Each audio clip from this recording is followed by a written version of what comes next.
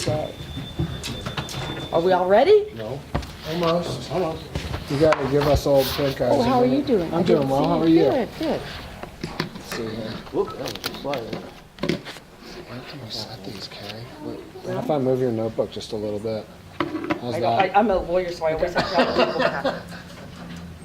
I think It'll rest right there, Rick. I remember back in the days when I had to convince people I was a lawyer. I had a client, are you really a lawyer? I promise I am. Back then, you didn't look like one. You looked like a law student. Well, yeah, I know. You did. But that was the fun of it, you know? So if we're ready to go, I'll go ahead and start. I have a few things to say, and then we will open it up to questions, as we always do. Okay. In the fall of 1999, I bet you some of you weren't even born then. Let me look around the room. I announced that I'd be running for district attorney. At that time, I absolutely had no way of knowing what the journey would be like. I didn't even know if it would be a journey of any length. It could have been a 2-week deal. But I was elected in 2000 as district attorney, and I was really proud to be the first female district attorney elected in Bernalillo County. I had 2 young daughters that I was trying to inspire, and I am proud to be the longest serving district attorney in Bernalillo County. And I would expect that that's a record I'm going to keep, because I would imagine other people would exercise better judgment than running and serving for 4 terms. I say that kind of tongue in cheek, but it's a difficult job. It's challenging. It's incredibly rewarding, but it is very challenging. I'm also proud, which is kind of cool and which means a lot to me, is to have served as district attorney and followed in my father's footsteps, so to speak. I think I've made my own footsteps, but I certainly followed in his. And he set the bar pretty darn high. And he let me know before I ran that his expectations were really high. And he's been through all of this with me, and I think he would say that he was proud of me. He wouldn't tell me that, but I think he would tell other people that. So over the last 15 years, it has been an honor to serve as district attorney for the people of Bernalillo County. Even in the times that were challenging, and everybody knows we've had those times. But those are times that make you strong. Those are times that give you perspective. And those are really times that make you a whole lot better. We don't learn a lot when we're happy and everything is going well. We do learn a lot when we're challenged. My goals have been, and I've talked to groups about this over the last 15 years, my goals when I came into office, and I have Joe Paoni, one of my chief deputies, to thank for saying you have to have a vision.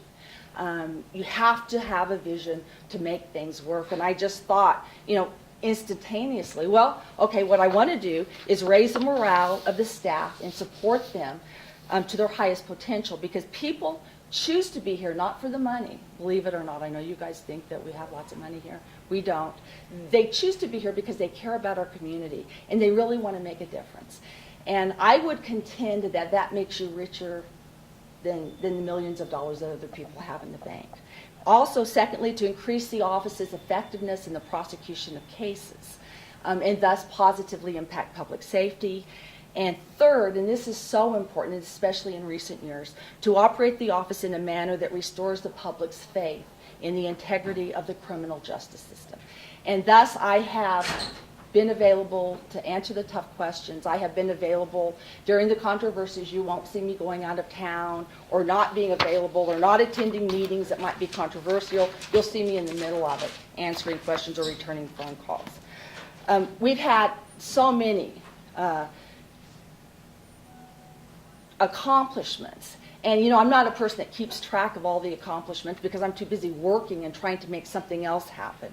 But we've had incredible accomplishments. Our work with neighborhood associations throughout Bernalillo County, I think, has been great. It's been a good thing for the community. And we really have Bill Hoke, who has died last year, to thank for that. We started the Mether Initiative, and that was a program where we found people were living criminal lifestyles and they had a methamphetamine connection, and judges were not sentencing them according to the impact they were having on our community. And so we would bundle those cases together, present them to the court, and the court would have a better appreciation, and these individuals were held accountable for their criminal lifestyles. We started the felony DWI division, which I think was really critical in holding the repeat offenders accountable. And it also was easier for us to get certifications of their prior convictions so that we could prove their priors.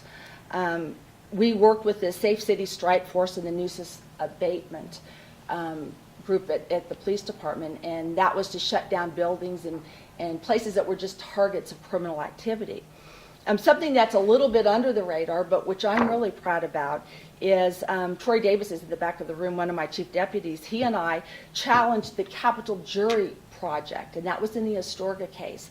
And that was done in all death penalty cases across the nation to basically say that the death penalty is unconstitutional because all jurors are predisposed to find in favor of the death penalty. We were the only office in the United States that challenged that. And after we challenged it, we got calls from other DA's offices across the country saying, hey, can we get a transcript of that, and asking us how we did it, because we were the first. Our officer-involved shooting reports, and I'm sure that most of you are familiar with that. We changed that process in 2012. We've been contacted, I know Kayla has, by people all across the country saying, I've never seen this. I don't know of any other district attorney's office that puts in the time and the effort to do these reports that you do, and that puts in all of the supplemental report, the statements of different individuals, and even the video cameras or the taser cameras of the officers involved.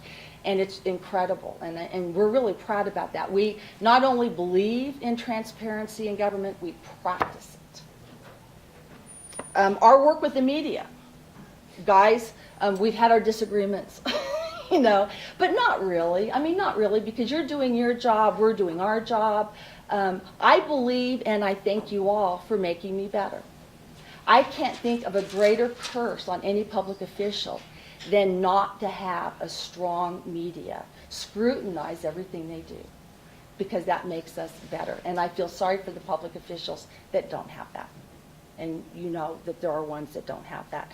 It has made me better, so I thank you in part for our success as well. We've tried to be extremely responsive to the media, and I believe in 2009 had a PIO. Kayla is now our PIO. And I think you'll find that we are extremely responsive. I can't think, even when we disagree, we talk to you. We give you information. And I'm really proud about our responses to IPRA. Several agencies have been sued because they haven't been responsive. They're more in the business of not providing information than providing information. And I could honestly say in our office, we sit down and review IPRA requests, and I'm involved, and Kayla's involved, and we have Chris Latman, I don't know if he's in the room, he is in the back of the room, and we sit down and talk about how can we do this? Can we do this, but we can't do that, or how can we accomplish this? Because we want the people to know what we're doing. There's been times we've had reporters ask us about certain things, and we say, come on in the office. Come on in, we'll let you sit down, we'll give you a space to sit down, review cases, and we'll be happy to talk to you about how it works. And I think that that's important because we work for the people. I think a downfall for a lot of people in elected offices, they kind of think the job is about themselves or their agenda or their future goals, and it's not. It's about doing the job for the people. It's always about the people. And I'm proud to say that we have never lost view of that. We had an early plea program when our courts were getting overwhelmed with cases where we would sidetrack some cases and fast track them, sidetrack and fast track them. And that was really important. We did a truancy initiative many years ago in working with the public schools to get kids back in the schools, and we still have someone working on that. And I think most importantly, our accomplishment is the fact that I've baked over 600 loaves of banana nut bread for the grand juries over the years. I have done that, and when my son was young, he would help me with that. But we did that as a way of trying to, and I say that facetiously, of course, you know, please don't say that I list that as our #1 accomplishment. But we do that, I mean, as a way of saying thank you for their effort and their time, and as a way of saying everyone counts. Everybody matters, and your time matters, and your dedication to sitting on a grand jury for 3 months matters. It's kind of an old-fashioned way of saying thank you. And I've done every grand jury. I baked bread for every grand jury, and I will continue to do so until my last day. The challenges are also too many to enumerate. Number one, that we deal with on a daily basis, if not hourly basis, is our lack of resources. We don't have the resources to do the job we're supposed to do, and it just breaks our heart to not be able to do everything the way that we want to do it and the way that we think the public deserves for it to be done. Another issue that I've tackled with, and that breaks my heart, is the fact that our employees don't get credit for their work. They aren't rewarded monetarily. Some have to leave because they can't support their families or pay their college loans, and they don't get the recognition they deserve.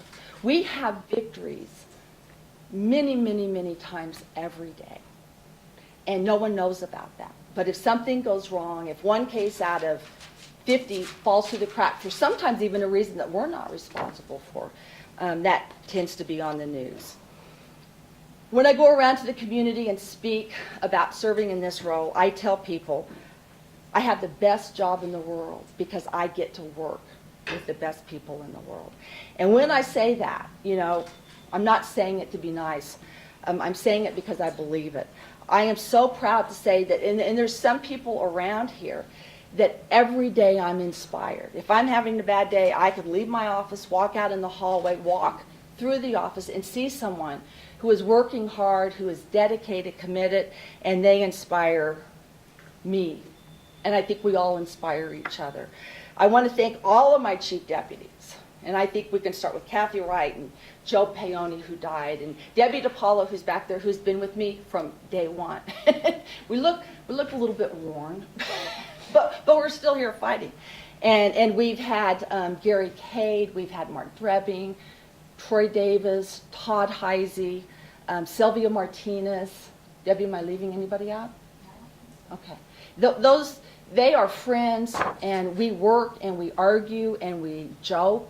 And we always, say if there's a bug in the room, the public's really going to be nervous and upset when they see how we communicate. But we get the job done, and we rely on each other, and we support each other. I thank them tremendously for their wisdom, their good judgment, their expertise, and dedication. And I give them credit for the success of the office. And I said, again, we're friends, and I thank them for their friendship, because I think you have to be friends to get through this. The people in this office, I thank all the employees for their loyalty. Not loyalty to me, because it's not about me. Loyalty to the people that we serve, and loyalty to the office and getting the job done. And I want to thank my family.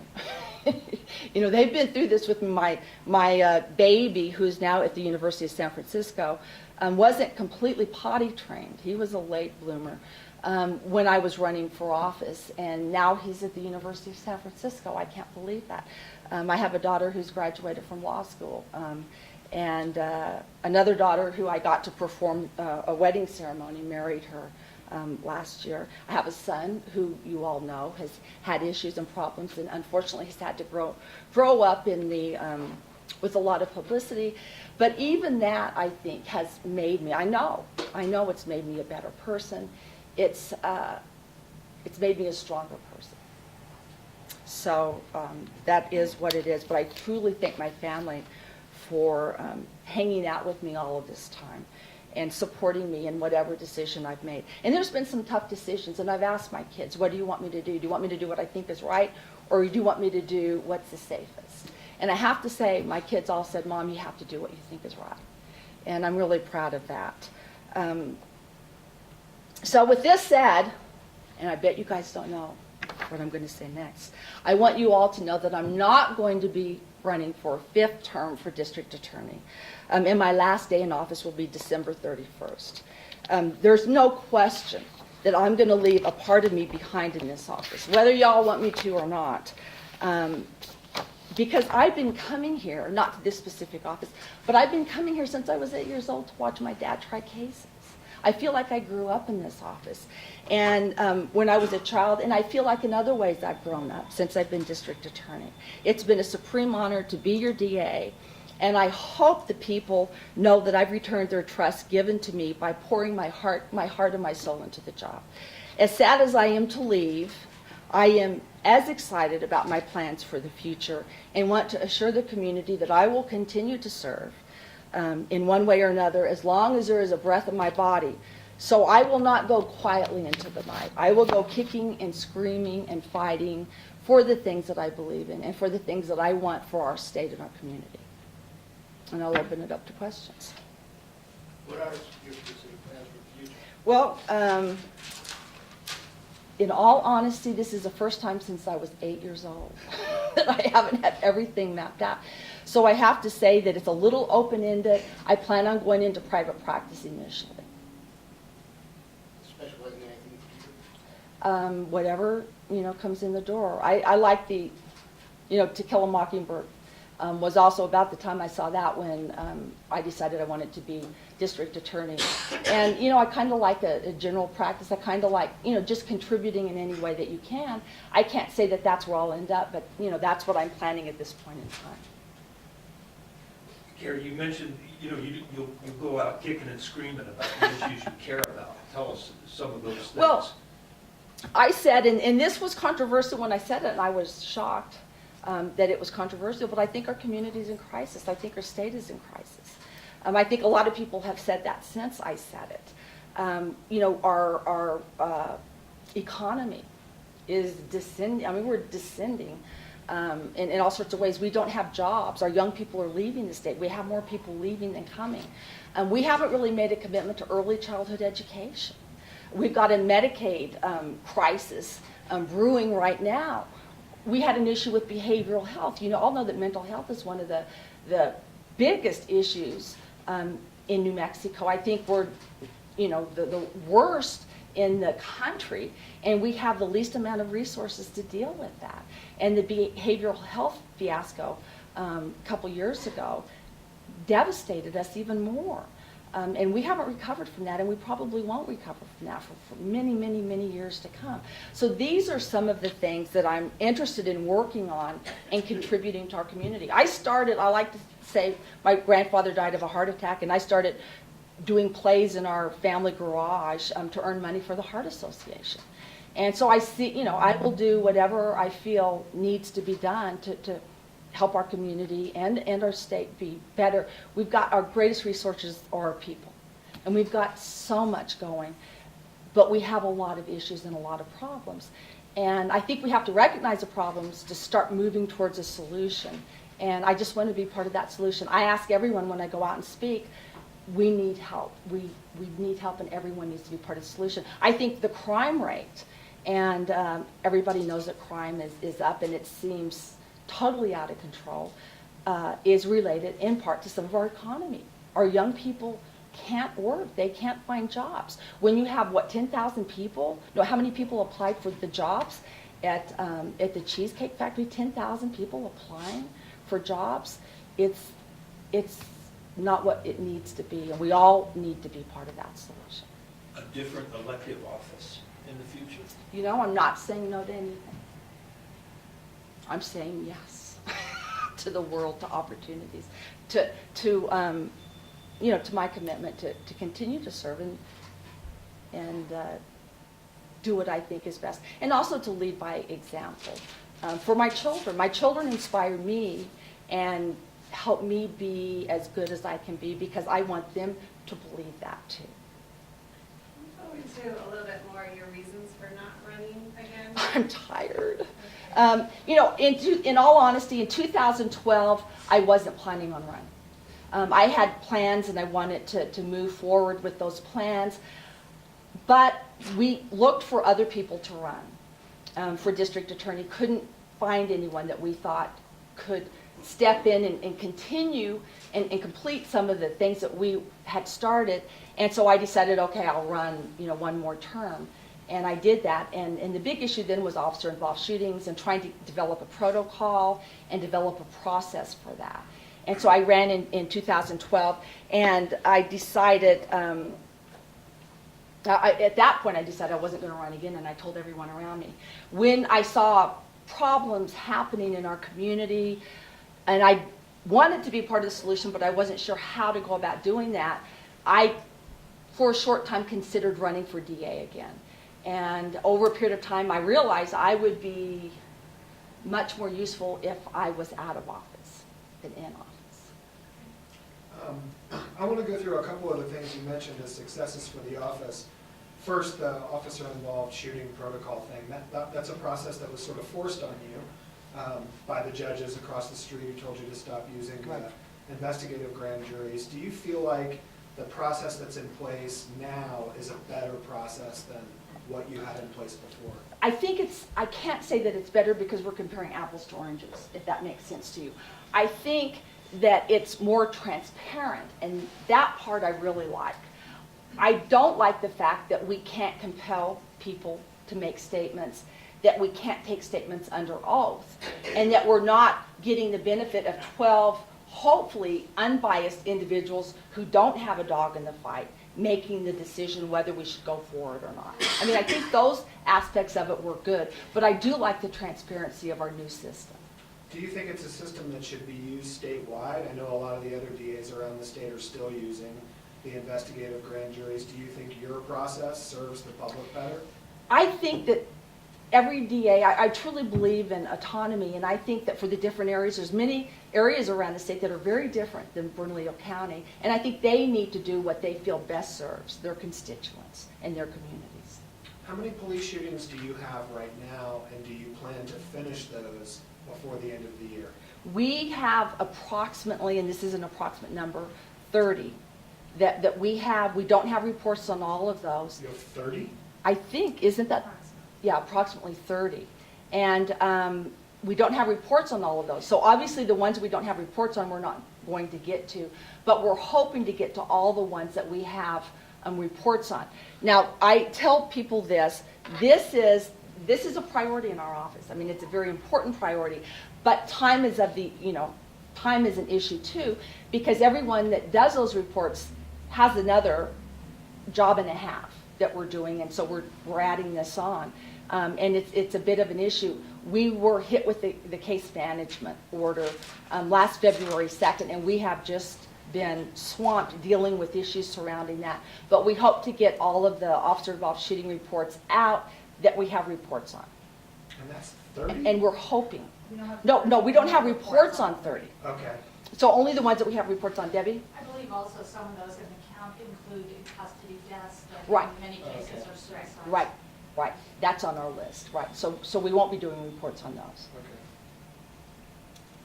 You said in 2012 you ran again because there wasn't anybody there to take over it. Well, we looked for someone that we felt would be appropriate for the challenges, and we did not find anyone that we felt. So do you see someone now?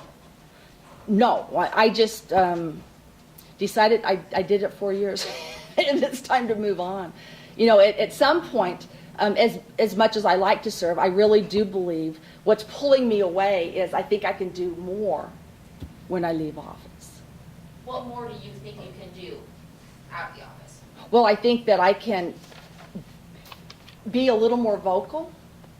I think that I can talk about other things that probably wouldn't be appropriate for me to talk about as district attorney. I can practice law in a different way. Right now, I can't practice law outside of the DA's office. I think it's just the sky's the limit. Will you support any of the announced candidates for this office so far, and if so, which one? You know what, I'm not going to do that because I wouldn't want that to negatively impact the employees in the office. If I supported one and the other person won, then it could hurt the employees in the office. So I'm going to remain neutral, and I'm going to work very hard for a very smooth transition because that is part of my responsibility as district attorney. And you guys will be so lucky. Aren't you happy I'm going? Aren't you happy that you won't be seeing me so much? You know. Would you be able to identify like maybe the top 2 or 3 challenges for the next DA out of kind of what you mentioned here? I think the case management order is going to continue to be an issue because we're just not getting the reports that we need to move forward. I believe, and let me say, by me thinking that, there's going to be a new day in that gets to establish what their own priorities are, and I certainly wouldn't want to take that away from them. But I think officer-involved shootings are going to remain an issue for at least the next couple of years. And I think, once again, trying to keep the morale up with the people in the office is going to be really important. Because you've got to have individuals that feel they're valued. And that's a daily issue when you have people that are underpaid and overworked and typically only get negative attention. Speaking of the CMO, one of the reasons, of course, that was put into place was because of the enormous backlog Right. that was taking place down here. Do you feel like you and this office have any responsibility for helping to create that backlog? And more specifically, do you think this office indicted too many cases for a lot of years? I don't think we did, and our cases were pretty consistent. And I haven't compared them with past administrations, but I think with the population, they've been pretty consistent. So we've been indicting this number of cases for the last 40 years. So I can't say that. But I do think, I think everybody's part of the responsibility. Anybody involved, I think the courts, I think our office, I think the defense attorneys, the public defenders, I think we all kind of got acclimated to a slower pace, which created the problem. You had mentioned your work with the Safe City Strike Force. Mm-hmm. That's a program that more or less doesn't really exist anymore It's defunct. because of all of the constitutional challenges basically to that. How do you kind of square that? Do you feel like that was a good program, the way it was working before it was shut down? I think it was, from our office's perspective, I think it was a good program, and our involvement in it was good because we had hotels and different areas that were ridden with crime. I mean, it was a target place for crime and homicides and drugs and things like that. And by getting rid of those places, we got rid of the crime that occurred in that area. So from our office's perspective, it was a good thing. And I think for the neighborhoods, it was very well supported and a positive thing. I want to go back to something that happened last year with the investigation by the police department into you. With a number of months sort of removed from that now, have your feelings about that changed at all? And do you plan on taking any action where that's concerned? Well, I think, you know what, I'm going to answer that with, I agree with the Attorney General's report on that. You all have brains. The public has brains. I trust everyone to see that for what it was. And I'm not looking in my rearview mirror. I'm looking ahead. Okay, so anything else, guys? We're going to wrap it up because I've got other commitments. What are you going to do about Nehemiah and Diego? Are you going to try to get that, you said, you indicated you're going to appeal that sentence. Oh, yes, we are planning on appealing that. I believe we have 30 days from the time the judgment and sentence or the disposition is filed before we have to file our notice of appeal, but we will be appealing that. Kari, one last question. Do you think a new DA office will help relations with APD? Well, I don't know. I think we have great relations with APD. I really do. We work with the men and women in the trenches, and they get us the police reports as quickly as they can. They tend to be very responsive. We meet with them. I mean, I can't tell you how many meetings we have a week with the police department because so many different people are involved. So I do think we have a great working relationship with the police department. How about the brass? Has that gotten any better? You know what? We really work with people at different levels than the brass. So No? well, it hasn't changed. I mean, we work well and communicate well with the police department.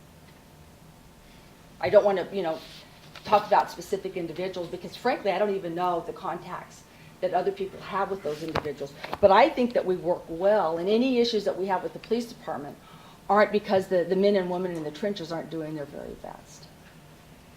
Okay? Thank you all very much.